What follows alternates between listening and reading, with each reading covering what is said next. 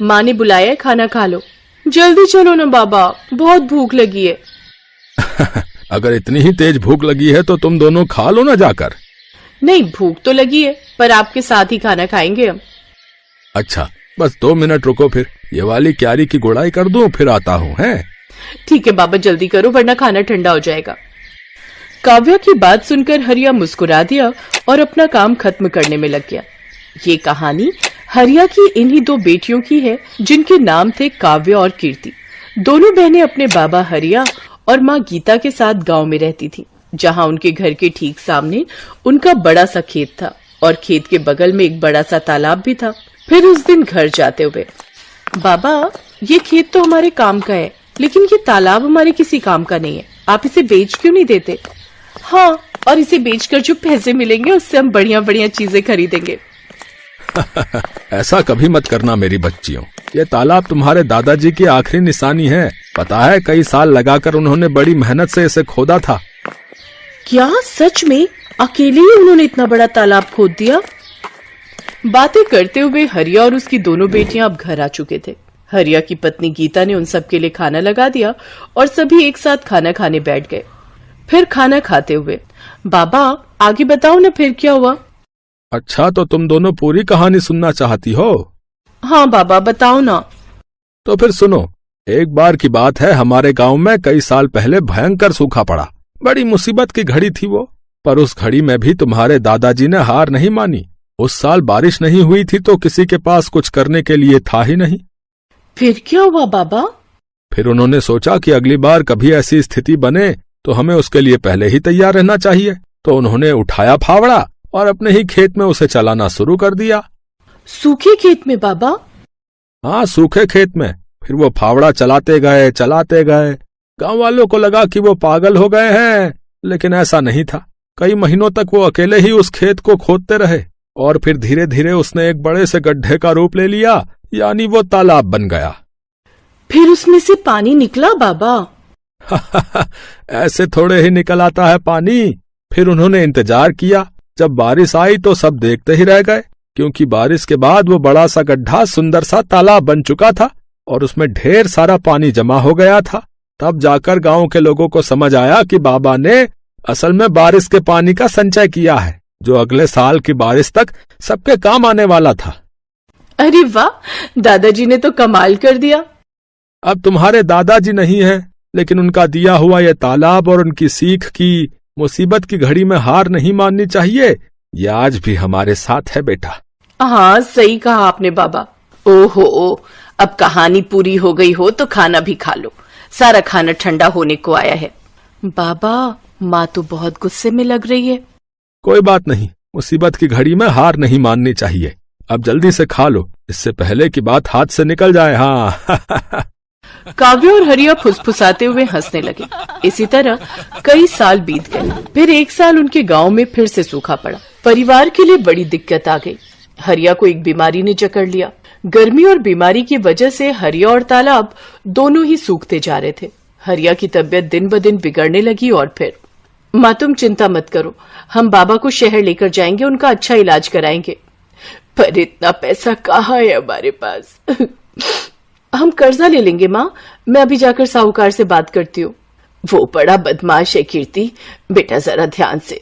कीर्ति गांव के साहूकार के पास पहुंची और उसे अपने घर की सारी दशा बताई। ओहो, हरिया अच्छा आदमी है, इसीलिए तुम्हें कर्जा दे देता हूँ, लेकिन बदले में क्या गिरवी रखोगी? बताओ।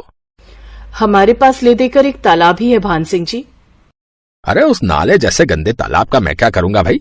उसके बदले तो कोई ढेला भी ना दे। एक काम करो, तुम मुझे अपने खेत के कागज दे दो और 2 लाख रुपए ले लो, ठीक है? कीर्ति अपना खेत गिरवी नहीं रखना चाहती थी, क्योंकि ले देकर उनकी कमाई का एक वही जरिया था। लेकिन उसे न चाहते हुए भी भान सिंह को अपने खेत के कागज देने पड़े और उसने साहूकार से 2 लाख रुपए ले लिए। माँ तुम चिंता मत करो, देखना बाबा का इलाज अच्छे से हो जाएगा, वो पहले की तरह एकदम ठीक हो जाएंगे। हाँ, भगवान करे ऐसा ही हो। थोड़ी देर बाद पूरा परिवार बस में बैठकर शहर के लिए निकल पड़ा। वो लोग शहर के एक बड़े अस्पताल में पहुंचे, जहां उन्हें पता चला कि हरिया की किडनी खराब है और इलाज में 4 लाख रुपए लगेंगे। अब गीता और दोनों बहनें चिंता में आ गई। उन्हें फिक्र सता रही थी कि बाकी पैसों का इंतजाम कैसे होगा। तभी कीर्ति तू एक काम कर, तू काव्या को लेकर गांव जा। वहां छोटे वाले कमरे में एक पुराना संदूक है, उसमें मेरे चांदी के कुछ गहने हैं, जल्दी से वो सब लेकर आ जा। पर माँ उनसे क्या होगा, हमें पूरे 2 लाख रुपए और चाहिए। अरे कुछ तो होगा, बाकी का भी देख लेंगे। गीता की बात मानकर दोनों बहनें वापस गांव चली आईं और घर पहुंचते ही उन्होंने उस संदूक को खोला। ये पहली बार था जब उन्होंने उस संदूक को खोला था। उस संदूक को खोलते ही सबसे पहले ढेर सारी धूल निकली। फिर एक लाल रंग के कपड़े की पोटली थी जिसमें गीता के कुछ गहने रखे थे। हे भगवान, मेरी माँ की शादी की निशानी भी अब हमें बेचनी पड़ रही है, हमारी मदद करो भगवान। कीर्ति की आंखों में आंसू थे। तभी काव्या की नजर संदूक की तली पर पड़ी जो कुछ उठी हुई सी थी। उसने वहां से लकड़ी का वो हिस्सा हटाया तो वहां उसे एक छोटी सी डिबिया नजर आई। दीदी ये क्या है और इसे इतना छुपा कर क्यों रखा है? पता नहीं, रुक मैं इसे खोल कर देखती हूँ। जैसे कीर्ति ने वो डिबिया खोली उसमें एक बड़ी सी चाबी और एक चिट्ठी थी। कीर्ति ने वो चिट्ठी खोली जो असल में उसके दादा ने अपने बेटे हरिया के लिए लिखी थी। कीर्ति ने चिट्ठी को पढ़ना शुरू किया। मेरे बेटे हरिया, मैं जानता हूँ कि तू मुझसे बहुत प्यार करता है, पर अब मेरी उम्र हो चली है और ये बीमारी मुझे अपने साथ लेकर ही जाएगी। तूने अपनी जिंदगी भर की कमाई मेरे इलाज पर खर्च कर दी, लेकिन ये ठीक बात नहीं है। आगे तेरी संतानों को भी पैसों की जरूरत पड़ेगी। एक राज छिपा कर रखा मैंने तुझसे, ताकि तू या तेरी संतानें सही वक्त आने पर उसका इस्तेमाल कर सके। तालाब की खुदाई करते वक्त मुझे कुछ मिला था, ये चाबी तेरी सारी समस्याएं खत्म कर देगी। बस याद रखना कि ये चाबी असल में मेरे दिल की है। दीदी क्या दादाजी ने पैसे या गहने छुपा कर रखे होंगे कहीं? हाँ काव्या, लगता तो ऐसा ही है। तू सोचना, जरूर दादाजी के पास कुछ ऐसा था जिसकी मदद से वो खुद का इलाज करा सकते थे, लेकिन उन्होंने वो हमारे बाबा और हमारे लिए छोड़ दिया और अपने प्राणों का बलिदान कर दिया। पर सवाल ये है कि क्या बाबा को इस बारे में कुछ पता नहीं चला? कैसे पता चलता? कितना छुपा कर तो रखी थी ये डिबिया दादाजी ने, वो तो पता नहीं कैसे मेरी नजर पड़ गई इस पर। लेकिन दीदी ये चिट्ठी के आखिर में किस तरह की पहेली है? अब हम दादाजी का दिल निकाल कर कहाँ से लाएं? बुद्धू वो किसी तरफ इशारा कर रहे हैं। उन्होंने कहा कि ये चाबी मेरे दिल की है। इसका मतलब कोई ऐसी चीज जो उनके दिल के सबसे करीब थी। उनके दिल के सबसे करीब तो बाबा हैं, पर बाबा में चाबी थोड़ी ही लगेगी, कुछ और सोच। हाँ दीदी, उनके दिल के करीब वो तालाब ही है जो उन्होंने बहुत मेहनत से खुद ही खोदा था। शाबाश, सही कहा। पर इतने बड़े तालाब में हम ये चाबी कहाँ लगाएंगे? किस जगह? सोच कीर्ति, सोच। दीदी चाबी तो किसी ताले में ही लगेगी और ताला जरूर किसी चीज की तो सुरक्षा कर रहा होगा। हाँ, जैसे कोई पुराना संदूक, लेकिन वो संदूक पूरे तालाब में कहाँ है ये कैसे पता चलेगा? और पूरा तालाब खोदने में तो बहुत वक्त लग जाएगा। हाँ, और डॉक्टर ने जल्दी पैसे मंगवाए हैं। क्या करे दीदी? मिल गया, मान गई। दादाजी तो बहुत ही समझदार थे। मतलब उन्होंने एक ही पहेली में 2 उत्तर दिए हैं। उनके दिल की चाबी मतलब तालाब, और दिल कहाँ होता है? शरीर के बीचों बीच। तो हम तालाब के बीचों बीच खुदाई करेंगे, वो भी रात को। वाह दीदी, क्या दिमाग पाया आपने। वैसे दीदी एक बात तो माननी पड़ेगी, दादाजी बहुत समझदार थे, लेकिन शायद वो जानते थे कि उनकी आने वाली पीढ़ियां भी बहुत समझदार होंगी, तभी तो उन्होंने इतनी मुश्किल पहेली रखी थी। काव्या की बात सुनकर कीर्ति मुस्कुरा दी और फिर रात में उन दोनों ने तालाब के बीचों बीच खुदाई शुरू कर दी। और थोड़ी सी खुदाई के बाद उन्हें वहां से वाकई एक संदूक मिला। और फिर जब उसे खोला गया तो उसमें ढेर सारे सोने के सिक्के थे। दीदी क्या ये सोने के सिक्के हैं? हाँ काव्या, दादाजी ने सही कहा था कि सारी मुश्किलें हल हो जाएंगी। दादाजी भले ही चले गए, लेकिन वो जाते जाते हमारी सबसे बड़ी मुश्किल हल कर गए। अगले दिन कीर्ति ने उनमें से कुछ सिक्कों को सुनार को बेच दिया और उसके बदले में ढेर सारे रुपए ले लिए। उसने हरिया का पूरा इलाज कराया और साहूकार का भी कर्जा उतार दिया। फिर एक दिन घर में, बेटा तुमने बताया नहीं कि तुम्हारे पास इतना पैसा आया कहाँ से? कीर्ति ने हरिया को उसके पिताजी की चिट्ठी पकड़ा दी और काव्या ने उसे सारी कहानी बताई। बेटा, बाकी बचे हुए सिक्कों का हम क्या करेंगे?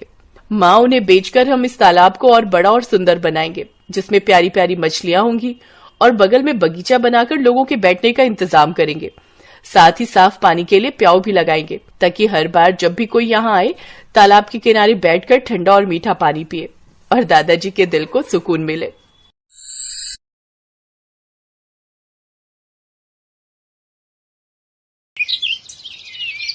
बंटी और बबली दोनों सगी बहनें, दोनों ही एक नंबर की चालाक थी। वो बूढ़ी औरतों का भेष बनाकर अलग अलग गांव में जाती थी और जहां भी सीधी साधी अमीर सेठानी औरतें दिखाई दें, उनको ठग लेती थी। अरे मोरी मैया, ये तो सच में जादू हो गया। मुझे भी कोई ऐसी दवाई दे दो। मैं तो बिल्कुल ऐसी 20 साल की जवान लड़की बनना चाहती हूँ। मेरे पति तो मुझे पसंद ही नहीं करते, हमेशा मुझे बुढ़िया बुढ़िया कहकर चिढ़ाते रहते हैं। सही कह रही हो बहन, मेरे पति भी मुझे ऐसे ही सुनाते हैं कि तू तो अब बूढ़ी हो गई है, तेरे ऊपर कुछ पहना ओढ़ा अच्छा नहीं लगता। अब दिखाऊंगी मैं कितनी सुंदर लगती हूँ। वैसे ये दवाई खाकर हम कितने दिन में जवान हो जाएंगे? बस एक बार ये 1 हफ्ता दवाई खा लो, उसके बाद आने वाले 1 हफ्ते के अंदर तुम्हारे अंदर बदलाव आ जाएगा। पर ये दवाई महंगी है, इतना याद रखो, 51,000 रुपए का शगुन डालना पड़ता है तब ये दवाई मिलती है और तभी ये अपना असर दिखाती है। अब तुम पांचों अगर जवान होना चाहती हो तो कल 51,000 रुपए ले आओ और ये दवाई ले जाओ। अरे वो तो कोई दिक्कत नहीं है, पैसों की चिंता तुम ना करो, हम कल ही ले आएंगे। पर मेरी तो अब बहन की लड़की की शादी है, मैं सोच रही हूँ कल से दवाई शुरू कर दूं। हाँ, आप कल से ही दवाई शुरू कर दो, तभी आप मेरी तरह सुंदर बन पाओगे। ठीक है, तो फिर हम सब कल पैसे लेकर आ जाएंगे, तुम हमें दवाई दे देना। मोहनपुर गांव की सारी अमीर बड़े घर की औरतें बंटी और बबली के झांसे में आ जाती हैं और उनसे दवाई खरीद लेती हैं। बंटी और बबली तो अपना काम करके उन औरतों को ठग कर कब का वहां से रफू चक्कर हो चुकी थी, पर मोहनपुर गांव की औरतें अपना सिर पीटती रह गई। उनके घर में सभी उन्हें डांटने लगे। अरे तुम पागल हो क्या? तुम्हारी उम्र हो गई, बाल पक गए, पर अक्ल अभी भी बच्चों वाली है। ऐसे भला दवाई लेकर कोई इतना जवान हो जाए कि 20 साल की लड़की बन जाए? तुम्हें क्या हो गया था? बताओ, फालतू के पैसे खराब हो गए और वो औरतें तुम्हें ठग कर चली गई। अरे मुझे अकेली को क्यों डांट रहे हो? सब किया धरा उस सुशीला का है, वही मुझे उन औरतों के पास ले गई थी। पर मुझे अभी तक समझ में नहीं आ रहा है कि उनमें से एक बूढ़ी दादी और वो उसकी पोती, क्या जो हमें पागल बना रही थी वो दादी पोती है क्या? तुम यहाँ अपना गणित लगाती रहो और वो दोनों राम जाने किसी और को लूट रही होंगी। बिल्कुल सही। बंटी और बबली अब सीतापुर गांव में पहुंच चुकी थी। अब उनका अगला निशाना यहाँ की अमीर घर की औरतें। बंटी, चल अगला निशाना ढूंढते हैं, थोड़ा गांव में घूम आए। ठीक है, पहले इन सब का विश्वास भी तो जीतना होगा। अरे वो तो हमारे बाएं हाथ का खेल है। बंटी और बबली 2 बुढ़िया बनकर सीतापुर गांव में घूमने लगी। वो एक चौपाल के पास से गुजरी, वहाँ कुछ बड़े घर की औरतें बैठी हुई आपस में गप्पे मार रही थी। बंटी और बबली जानती थी कि ये सही मौका है। अरे लाजवंती, कितने दिन में मैं जवान हो जाऊंगी? दवाई की 5 खुराक तो मैंने खा ली है। सुमित्रा, तुझे सब्र नहीं है। मैंने तुझे कहा ना, तू देखना सुंदर लड़की में ना बदल जाए तो मेरा नाम बदल देना। मैंने भी वो दवाई शुरू कर दी है। अरे हम जैसी बहुत बूढ़ी औरतें उस दवाई को खाकर जवान हुई हैं। ये दोनों बुढ़िया औरतें गांव में नई दिखाई दे रही हैं, पर ये किस दवाई की बात कर रही हैं? जरा पूछ तो। अरे बहन जी, जरा रुकना, आपको इस गांव में पहली बार देखा है, आप ये किस दवाई की बात कर रहे हो? जी नमस्ते। हम दोनों तो बूढ़े से जवान होने की दवाई की बात कर रहे हैं। हम वो दवाई खा रहे हैं। अब बूढ़े शरीर से काम नहीं होता, उम्र हो चली है, शरीर कमजोर हो गया है। हमें किसी ने दवाई दी थी कि इसको खाने से हम बहुत जल्दी जवान लड़की बन जाएंगे, तो हम इसी बारे में बात कर रहे हैं। हाय हाय हाय, सचमुच बुढ़ापा झेला ही नहीं जाता। कभी कोई बीमारी शरीर को घेर लेती है तो कभी कोई। हमसे अब बुढ़ापा सहन नहीं होता, इसलिए हम जवान होने की दवाई खा रहे हैं। अच्छा, तो उससे कोई भी जवान हो सकता है? अगर हम लोग वो दवाई खाएं, क्या तुम हमें भी वो दवाई दे सकती हो? हाँ, क्यों नहीं, वो दवाई तो हम जरूर दे सकते हैं। उसके लिए 51,000 रुपए देने होंगे, वो शगुन होता है। हाँ ठीक है, पर पहले आप हमें इस बात का सबूत दो कि वो दवाई सचमुच हमें जवान बना देगी। मेरी दवाई को 5 दिन हो चुके हैं, बस कल एक दवाई और लेनी है, फिर परसों मैं तुम्हें एक जवान लड़की के रूप में दिखाई दूंगी। ठीक है, तो फिर हम परसों ही दवाई खरीदेंगे। पहले तुम्हें देख तो ले, आजकल चोर उचक्के बेईमान ठग बहुत लूटने लगे हैं। अरे तो ठीक है, आप जब परसों सुमित्रा को लड़की के रूप में देखोगे तभी आपको विश्वास होगा।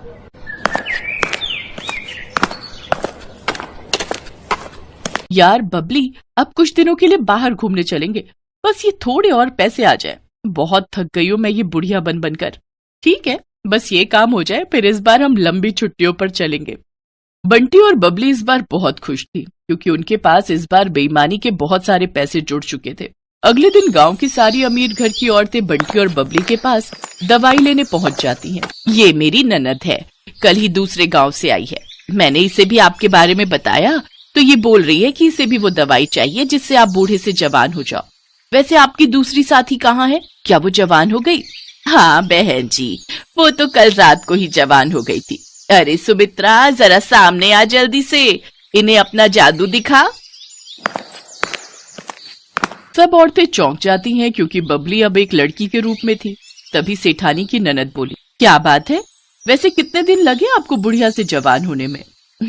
मुझे तो 1 हफ्ता लगा था। वैसे अब दवाई में नया तरीका अपनाया गया है, आप सबको सिर्फ 2 दिन ही लगेंगे। अब आप जल्दी से ये पैसे जमा कर दो तो हम आपको दवाई दे दें। 2 दिन का इंतजार क्या करना है, मैं आपको अभी लड़की बनकर दिखा देती हूँ। सेठानी की ननद कोई बूढ़ी औरत नहीं थी, बल्कि सेठानी की भतीजी ये सब नाटक कर रही थी, जो पिछली रात ही अपनी बुआ के घर रहने आई थी। जब सेठानी की भतीजी रीमा को ये बात पता चली तो उसे दाल में कुछ काला लगा, क्योंकि उसकी अपनी सहेली की माँ के साथ ऐसा हो चुका था और वो बदमाश औरतें कहीं नहीं मिल रही थी।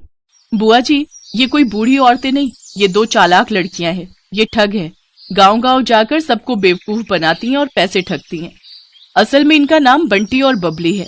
पहले ये 2 बुढ़िया के रूप में गांव में जाती थी, फिर इनमें से एक अपने रूप में वापस आ जाती है। बस यही सारी औरतें धोखा खा जाती हैं। ये अपना मेकअप उतार देती है। अच्छा, ऐसी बात है, हम तो इनके जाल में फंसे ही जा रहे थे। अब तुम दोनों को यहाँ से कोई नहीं भागने देगा। रीमा बिटिया, जल्दी से चौधरी साहब को और बाकी गांव वालों को भी बुला लो, इन दोनों को पकड़ना बहुत जरूरी है। बबली, हमारी चालाकी हम पर भारी पड़ गई, अब तो हमें ये पुलिस के हवाले करके रहेंगे। तुम ठीक कह रही हो बहन, कोई बात नहीं, थोड़े दिन जेल की रोटी खा लेंगे। रीमा की समझदारी से बंटी और बबली, जो कि बहुत समय से लोगों को ठगने का काम कर रही थी, उन्हें पुलिस पकड़ लेती है और उन्हें जेल हो जाती है। दोनों को अपने किए की सजा मिल जाती है। बंटी और बबली दोनों को समझ आ गया था कि चोर कितना भी समझदार हो, कितना भी चालाक हो, पर एक ना एक दिन उसे अपराध की सजा जरूर मिलती। Best buddies. Hello friends, thanks for watching this video. अगर आपको ये वीडियो पसंद आया है तो प्लीज लाइक, सब्सक्राइब, कमेंट्स करें इस वीडियो पर, और हाँ, शेयर करना भी ना भूलें। और भी मजेदार वीडियो देखने के लिए नीचे दिए गए बेल आइकॉन को दबाएं। देखते रहिए बेस्ट बडीज।